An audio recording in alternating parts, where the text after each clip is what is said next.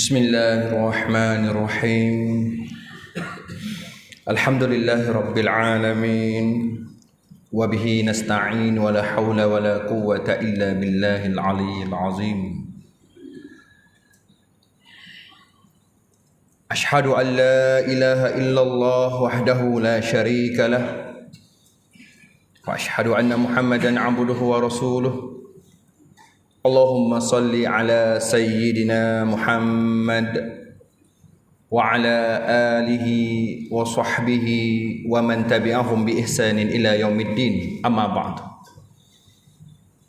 Faya ayyuhal muslimun, ittaqullah, usikum wa iyaya bitaqwallah.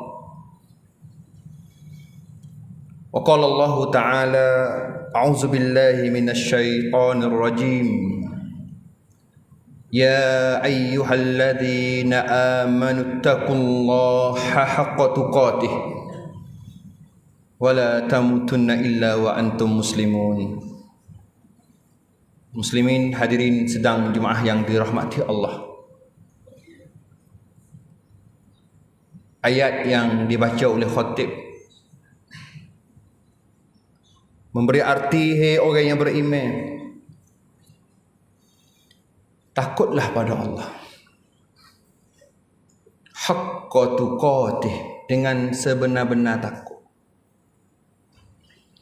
Bukan takut setakat kita sebut di mulut, ataupun bukan juga takut setakat kita ambil kalam dan kita tulis di atas kertas kata kita adalah hamba yang takut pada Allah. Dia tak cukup setakat tu. Haqqa tuqatih, takut dengan sebenar-benar takut. Takut yang mari dalam lubuk hati kita. Mengakuinya kita adalah hamba yang hina di sisi Allah.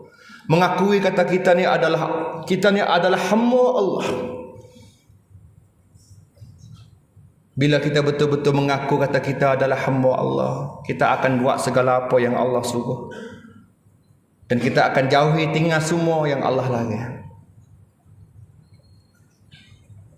Allah pesan lagi, janganlah kamu mati melainkan mati dah dalam keadaan kamu beragama Islam. Allah perintah kepada kita, Allah suruh kita, tanggungjawab kita jaga iman yang ada dalam diri kita sampai kasut akhir hayat kita. Allah perintah suruh kita jaga. Jaga apa tu? Jaga iman, jaga Islam yang ada dalam diri kita. Jangan biar dia rusak, jangan biar dia hilang lagi. Sampai ke akhir hayat kita, Allah perintah suruh kita mati dalam keadaan orang yang beragama Islam. Muslimin hadirin sedang Jumaah yang dirahmati Allah, untuk hari ini khatib akan bawa beberapa perkara penting dalam kita menjalani hidup untuk nak dapat kejayaan dunia dan juga akhirat. Tentang satu sifat, satu perangai yang jangan sama sekali kita hidup dalam tubuh kita. Satu sifat yang paling dimurkai Allah. Satu sifat yang Nabi kita tak suka. Nama sifat itu adalah sombong. Nama sifat itu adalah takabur. Hanya Allah jiwa, Allah sahaja yang berhak memiliki mutakabir. Allah sebut dalam surah Al-Hashr ayat 23. Kata Allah, huwallahu allazi la ilaha illa huwal malikul quddusus salamul mu'minul muhaiminul azizul jabbarul mutakabbir. Maksudnya Allah hanya dialah, tidak ada Tuhan lain yang kita kena sembah kecuali Allah saja. Allah yang milik segala-galanya, Allah yang maha suci, Allah yang maha sejahtera, Allah yang maha memberi keamanan, Allah yang mengawal menjaga, Allah yang perkasa, Allah yang berkuasa, dan Allah yang memiliki segala keagungannya. Mutakabbir. Selain daripada Allah tidak ada hak untuk nak memiliki sifat takabur. Selain daripada Allah tidak ada mana-mana makhluk yang berhak memiliki sifat takabur. Hanya Allah sahaja. Nabi SAW sabda dalam satu hadis daripada Abdullah ibn Mas'ud, kata Nabi, la yadkhulul jannata man kana fi qalbihi mithqalu zarratin min kibrin. Hadis sahih Muslim nombor hadis 91. Maksud hadis kata Nabi, tidak masuk syurga sesiapa yang ada di dalam hatinya sebesar zarah sifat takabur. Waliyazbillah. Besarnya balasan yang Nabi SAW beri peringatan kepada kita. Kita adalah hamba Allah, kita adalah umat Nabi Muhammad SAW. Jaga baik-baik hati kita, jangan ada walaupun sebesar zarah sifat sombong ataupun takabur dalam hati kita. Karena dengan sebab itu dia akan halang kita, dia akan sekat kita. Kita tak boleh masuk dalam syurga Allah Subhanahu wa taala.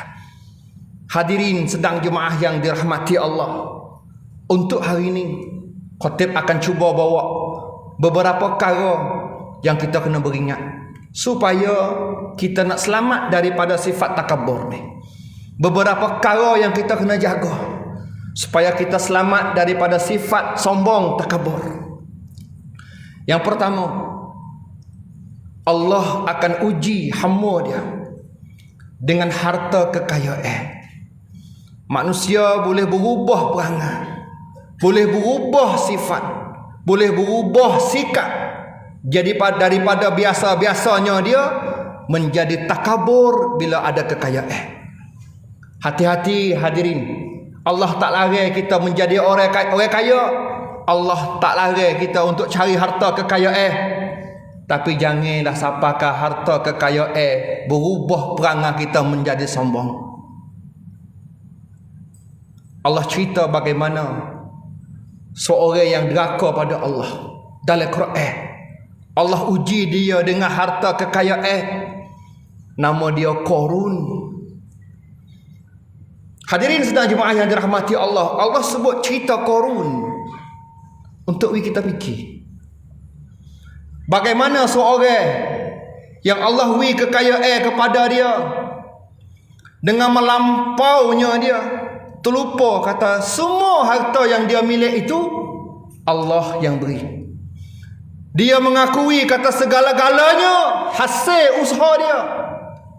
Allah perintah kepada Nabi Musa supaya menyeru kepada Korun, suruh keluar zakat. Kata Korun, bakpo aku kena keluar?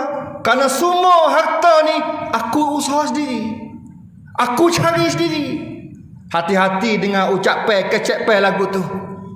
Tuan-tuan, di zaman kita di hari ni, setengah di kalangan kita, orang yang Allah beri dia kekayaan, alhamdulillah, dia tolong orang susah.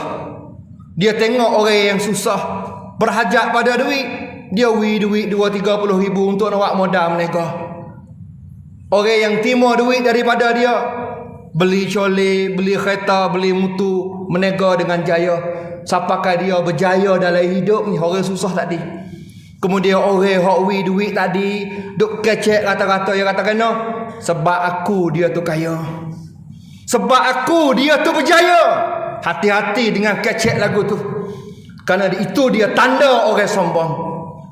Hati-hati, jangan kecek bangga dalam diri, kerana itu tanda orang telah memiliki sifat takabur. Allah uji orang-orang dengan harta kekayaan. Kita jangan halakwi harta kekayaan menguasai kita sehingga berubah perangai kita menjadi sombong. Hadirin sedang jemaah yang dirahmati Allah. Yang kedua, Allah akan uji orang dengan pangkat, dengan kedudukan, dengan tamneng. Tamneng, pangkat boleh berubah orang. Masa dia tak ada pangkat, dia biasa, mudah kita nak jumpa. Sana sini dia tak pegang diri. Tapi bila orang diberi pangkat, orang telajak hormat, orang sanjung dia, siapakah dia terlupa kata pangkat itu sebenarnya penyemeh tu sementara ya. Allah beri dia sementara ya. Hadirin, jangan bangga dengan pangkat apa yang Allah beri pada kita. Mungkin hari ini kita berhak untuk unding jari, suruh demo waktu dia mau buat, suruh demo wakning dia mau buat. Tapi cuba kita fikir baik, hari mana roh terbaik di jasad kita, kita hanya tidur kerah depan orang ramai-ramai, kita nak kecek pun tak boleh. Bahkan kita berhajat pada orang, mani ke kita tak sombong, tak layak untuk kita nak sombong, tak layak sikit habuk untuk kita nak takabur. Hati-hati tuan-tuan, pangkat, kedudukan, tamning Allah beri penyai sementara. Allah sebut bagaimana kisah orang yang diraka tu dengan sebab pangkat. Surah Al-Baqarah ayat 258. Kata Allah, alam tara ilal ladzi haja Ibrahim fi rabbih an atahu Allahul mulk iz qala Ibrahim rabbiyal ladzi yuhyi wa yumit qala ana uhyi wa umit qala Ibrahim fa inna Allah ya'ti bisyamsi minal masyriqi fa'ti biha minal maghrib fabuhital ladzi kafara wallahu la yahdil qaumaz zalimin. Allah kata, mu tak tengok ke bagaimana Nabi Ibrahim berdebat dengan Raja Namrud, raja yang sombong, raja yang takabur, raja yang mengaku kata dia sebagai Tuhan. Nabi Ibrahim kata, sesungguhnya Tuhan Allah yang aku sembah kuasa untuk menghidup dan mematikan. Kata Raja Namrud, setakat nak hidup, nak mematikan, aku boleh buat. Nabi Ibrahim kata lagi, Allah yang aku sembah, dia kuasa lebih pada tu. Dia boleh naik matahari di sebelah naik dan jatuh matahari di sebelah barat. Kata Namrud, ini dia tak boleh buat.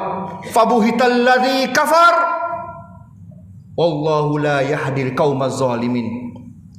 Muka dia pecah, kacau muka dia, malunya dia, kerana dia duk cabar dengan Tuhan. Akhirnya tuan-tuan, apa jadi dengan Namrud? Allah hantar seekor binatang kecil tuan-tuan, seekor binatang yang kecil masuk dalam kepala dia, mati dengan sebab diserang oleh seekor binatang yang kecil. Tak padai dengan sombong dia sebagai Tuhan tu. Belagak kecek sedap. Kata dia adalah Tuhan. Tapi akhirnya Allah hantar seekor nyamuk makhluk halus masuk le kepala dia. Mati dengan sebab seekor nyamuk. Itu dia sifat orang sombong, takabur dengan sebab pangkat yang dia milik. Yang ketiga, yang kita kena jaga supaya kita selamat daripada sifat sombong dan takabur. Yang ketiga, Allah uji kita dengan ilmu pengetahuan.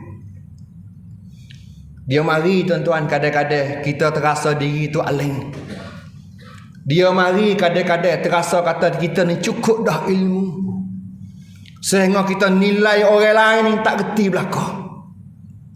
Hati-hati tuan-tuan, dengan kerana itu kita telah milik sifat sombong, takabur dalam ilmu pengetahuan.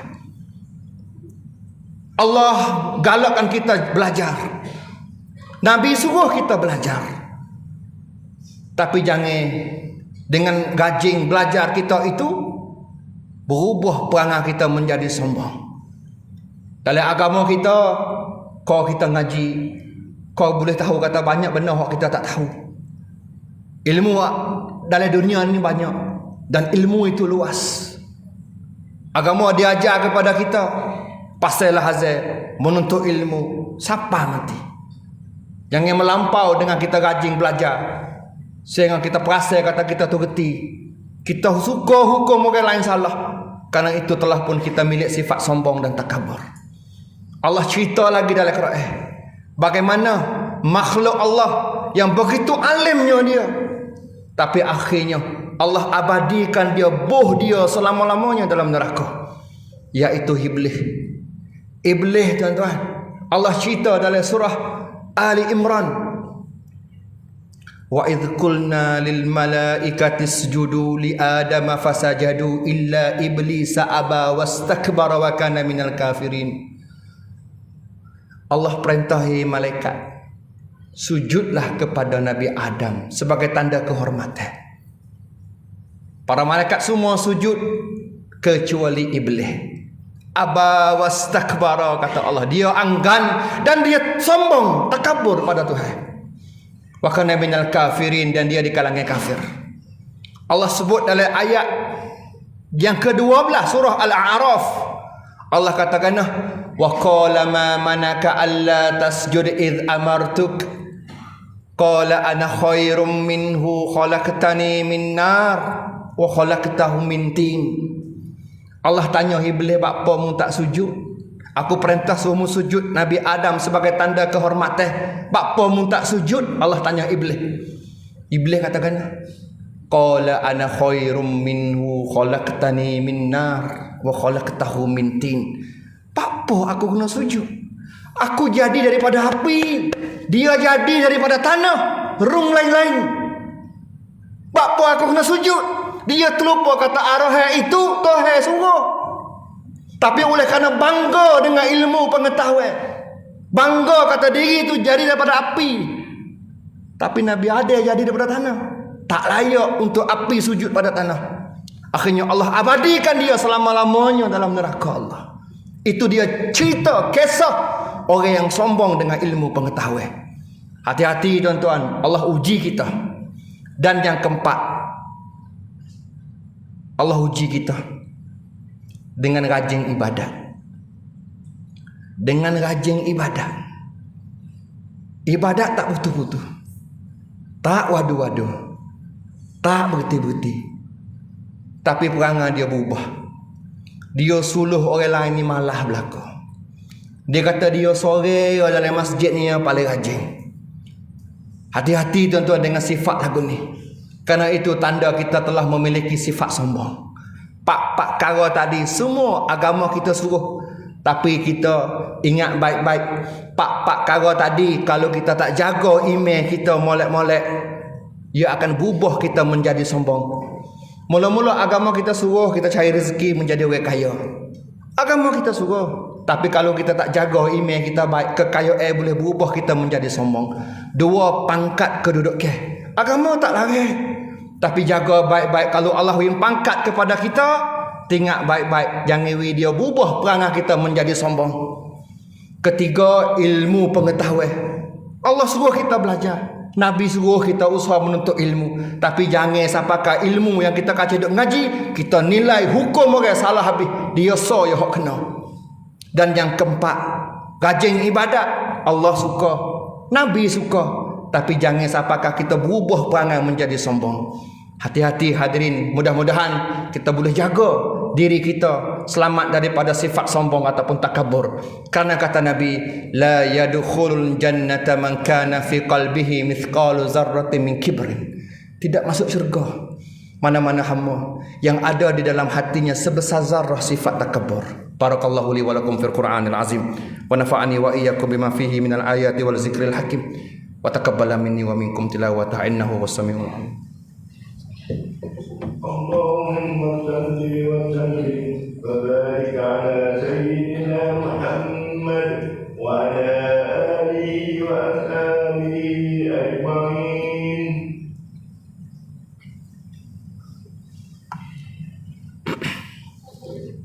Alhamdulillahi rabbil alamin wa bihi nasta'in wa la hawla wa la quwwata illa billahil aliyyil azim. Allahumma salli ala sayyidina Muhammad wa ala alihi wa sahbihi wa man tabi'ahum bi ihsanin ila yaumiddin, amma ba'd. Fa ya ayyuhal muslimun ittaqullah usikum wa iyaya bi taqwallah. Muslimin hadirin sedang Jumaah yang dirahmati Allah. Kita dah hari ni kita duduk di zaman akhir zaman. Zaman yang penuh dengan fitnah.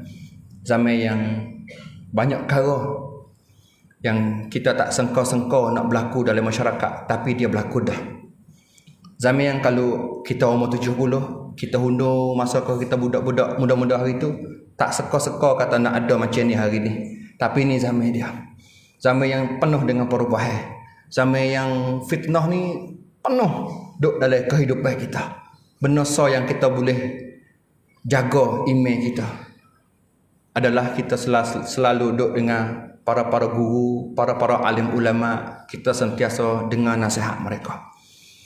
Kadang-kadang orang tegur kita kena hati terbuka terima teguran itu. Jangan sombong dalam kita nak terima teguran ataupun nasihat. Kita ayah dan kita ada anak di rumah. Bila anak kita buat salah, ayah tegur, kita anak terima dengan hati terbuka. Jangan rasa sombong. Kita pelajar, kita ada guru. Bila guru kita tengok kita buat salah, dia tegur kita. Kita pelajar, kita kena terima. Ni zaman yang kita kena sentiasa saling nasihat menasihati. Jangan hidup bangga dalam diri. Jangan hidup rasa kata diri buat semua tu kena belakang. Bimbing takut kita di kalangan orang yang sesat. Hati-hati ni zaman dia. Hadirin sedang Jumaah yang dirahmati Allah. Allah sebut dalam Quran bagaimana kisah orang yang tak dengar nasihat orang. Kisah ini berlaku di masa Nabi Allah Nuh alaihi salam. Allah perintah Nabi Nuh suruh buat perahu di atas pocok bukit.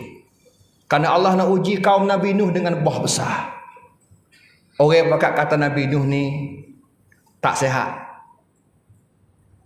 Nak kata pergi buat perahu atas bukit. Allah perintah suruh buat tu. Dan Allah pesan kepada Nabi Nuh, bila masa siapa masa aku nak hantar ujian, kamu ajaklah orang-orang yang beriman naik pada perahu ni. Kerana di hari tu perahu tu yang boleh selamatkan semua orang. Siapa masa Allah perintah Nabi Nuh, nah kan kata Allah nak terbuka pintu langit, Allah nak keluarkan air di perut-perut bumi ni, Nabi Nuh pun pakat hidup panggil orang-orang yang beriman supaya naik atas perahu dia. Nabi Nuh dia ajak orang-orang yang beriman percaya pada dia, suruh naik atas perahu dia. Dalam keadaan duduk cari orang, panggil orang suruh naik atas perahu, anak dia tuan-tuan. Allah cerita dalam Quran. Anak dia duduk hungar naik atas bukit. Ayah dia panggil, wahai anak aku, mari naik perahu. Hari ini tidak ada siapa yang boleh menyelamatkan kamu kecuali mari naik perahu aku. Ayah duk panggil, duk ajak supaya nak jaga keselamatan anak. Tapi kata anak, aku lebih yakin bukit yang tinggi lebih selamat daripada aku naik perahu ayah. Ini sifat sombong. Tak saya dengar tegur orang, tak saya dengar nasihat orang.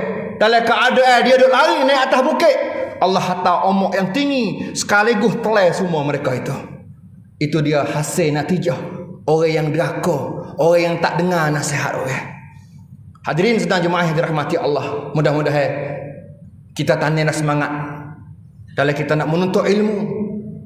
dan kita hati terbuka dengan tegur, dengan nasihat supaya kita selamat dunia dan juga akhirat. Innallaha wa malaikatahu yusholluna 'alan nabi ya ayyuhalladzina amanu shallu 'alaihi wa sallimu taslima. Allahumma ighfir lil muslimina wal muslimat wal mu'minina wal mu'minat al ahya'i minhum wal amwat innaka as-sami'ul qaribul mujibud da'wat wa yaqdil hajat. Allahumma ja'al hadha baladan aminah wa mutma'innah. Rabbana la tuzigh qulubana ba'da idh hadaytana wa hab lana min ladunka rahmah innaka antal wahhab. Rabbana atina fid dunya hasanah wa fil akhirati hasanah wa qina adzabannar. Ibadallah, innallaha ya'murukum bil 'adli wal ihsan wa ita'izil qurba wa yanha 'anil fahsya wal munkar wal baghi ya'izukum la'allakum tadhakkarun.